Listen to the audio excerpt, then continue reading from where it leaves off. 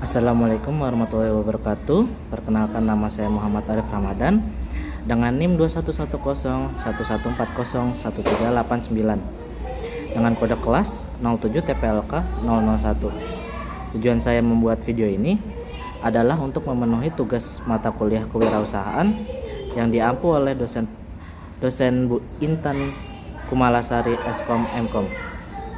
Oke, di sini tugasnya adalah untuk menjawab pertanyaan pada tugas yang diberikan oleh Bu Intan. Sini untuk pertanyaan dengan NIM saya yaitu 9. Nomor pertama, jelaskan menurut Anda faktor-faktor yang telah mendorong perkembangan kewirausahaan di Indonesia dalam dekade terakhir. Bagaimana perkembangan teknologi dan kebijakan pemerintah berperan dalam mendorong tumbuhnya usaha kecil dan menengah atau UKM di Indonesia. Oke. Di sini menurut saya perkembangan kewirausahaan di Indonesia dalam dekade terakhir sangat dipengaruhi oleh kemajuan teknologi, kebijakan pemerintah dan perubahan sosial budaya. Teknologi digital seperti platform e-commerce dan media sosial telah menjadi alat utama bagi pelaku usaha kecil untuk menjangkau pasar yang lebih luas, kayak domestik dan internasional. Hal ini juga meningkatkan penjualan mereka. Pemerintah pun menurut saya telah menunjukkan komitmen nyata. Saya melihat generasi muda kini semakin terbuka terhadap kewirausahaan ini sebagai pilihan karir mereka. Dengan menciptakan gelombang inovasi baru di berbagai sektor, hal ini menunjukkan bahwa generasi muda tidak tutup mata dalam bidang wirausaha ini. Dengan infrastruktur yang lebih baik seperti akses internet yang semakin merata juga mempercepat transformasi UKM atau usaha kecil menengah menuju digitalisasi. Lalu untuk pertanyaan kedua, berikan pendapat Anda bagaimana kewirausahaan dapat berkontribusi pada pengembangan ekonomi lokal di Indonesia. Apa saja sektor-sektor potensial untuk dikembangkan oleh wirausahawan di daerah terpencil atau kurang berkembang? Oke, pertanyaan nomor 2. Menurut pendapat saya ya, kewirausahaan itu memainkan peran penting di sini, apalagi dalam pengembangan ekonomi lokal di Indonesia. Misalnya, bisnis kecil dan menengah itu sangat memberikan kontribusi besar dalam menciptakan lapangan kerja bagi masyarakat setempat maupun luar daerah. Jadi kadang ada yang merantau gitu untuk ke Jakarta, misal dia ke tempat wirausaha nih biasanya untuk lamar kerjaan.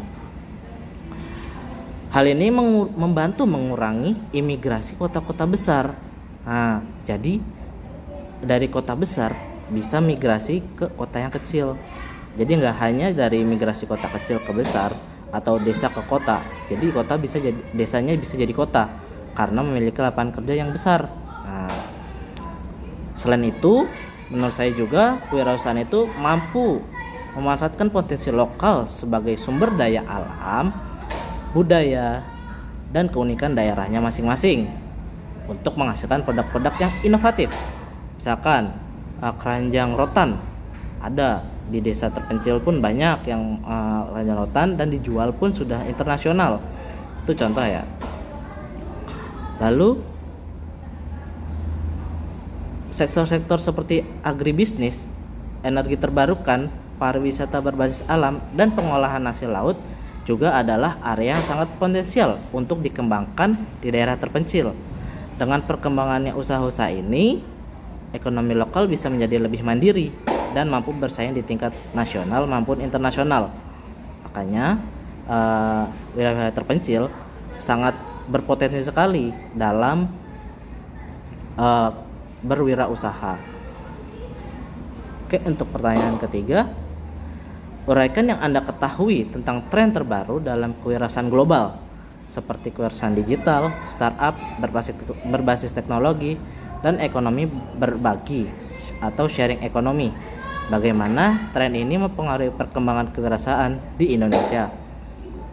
Oke, saya akan jawab. Menurut saya, tren terbaru dalam kewirausahaan global saat ini tengah berkembang dengan tren menarik seperti kewirausahaan digital, startup berbasis teknologi, dan ekonomi berbagi di Indonesia.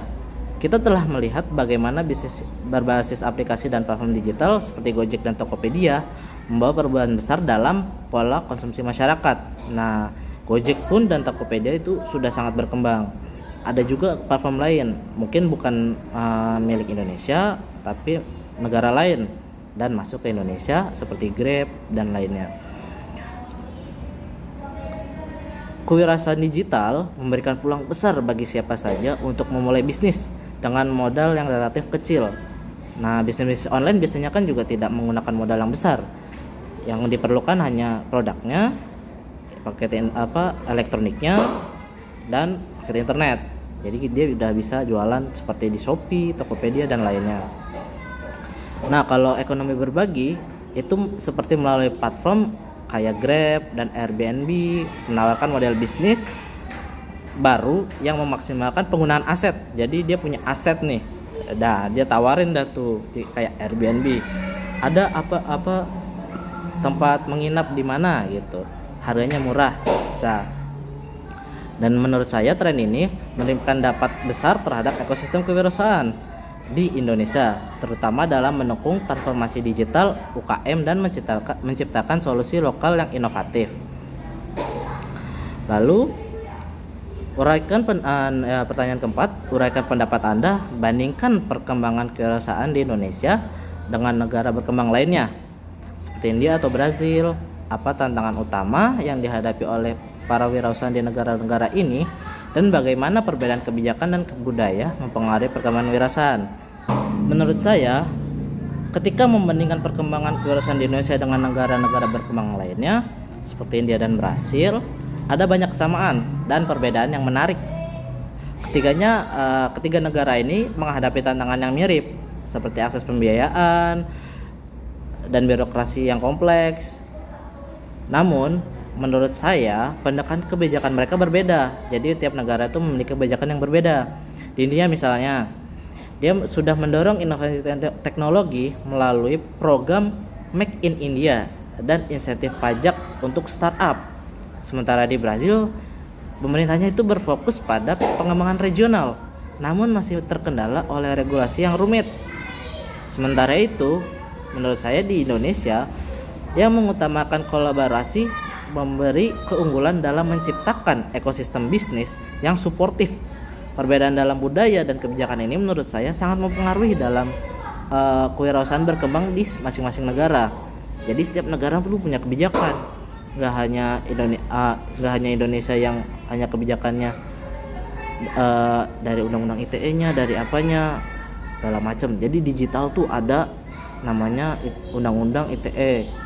Biasanya itu bisa dipengaruhi kewirausahaan, kayak produknya ditiru atau bagaimana, kan bisa itu. Udah diakses, itu juga ada tuh masuk undang-undang ITE dan kewirausahaannya. Nah, sekarang saya akan menjawab yang kelima. Jelaskan opini Anda tentang berbagi kebijakan dan program pemerintah Indonesia yang mendukung perkembangan kewirausahaan seperti akses pembiayaan, pelatihan, dan insentif pajak. Apa dampak positif dari kebijakan ini terhadap ekosistem kewirausahaan Indonesia? Oke. Pemerintahan Indonesia menurut saya sudah mengambil langkah signifikan untuk ini. Mereka mendukung perkembangan kewirausahaan melalui berbagai kebijakan dan program. Seperti program kredit usaha rakyat atau KUR, memberikan akses pembiayaan dengan bunga rendah, membantu UKM untuk berkembang, dan ada juga pelatihan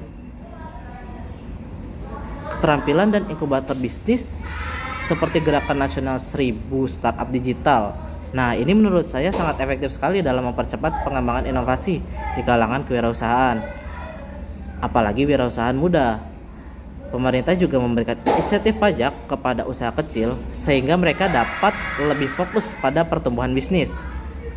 Kebijakan-kebijakan ini juga menurut saya sudah telah menciptakan dampak-dampak positif seperti peningkatan jumlah wirausahawan baru dan penguatan ekosistem startup di Indonesia. Namun, terdapat tantangan seperti distribusi informasi yang tidak merata masih perlu diatasi agar manfaatnya bisa dirasakan oleh seluruh lapisan. Jadi nggak hanya di suatu daerah tertentu, tidak hanya di kota.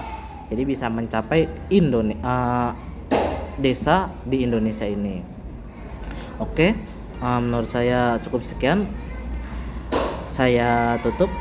Saya akhiri. Bila ada kesalahan dalam berbicara, mohon maaf. Assalamualaikum warahmatullahi wabarakatuh.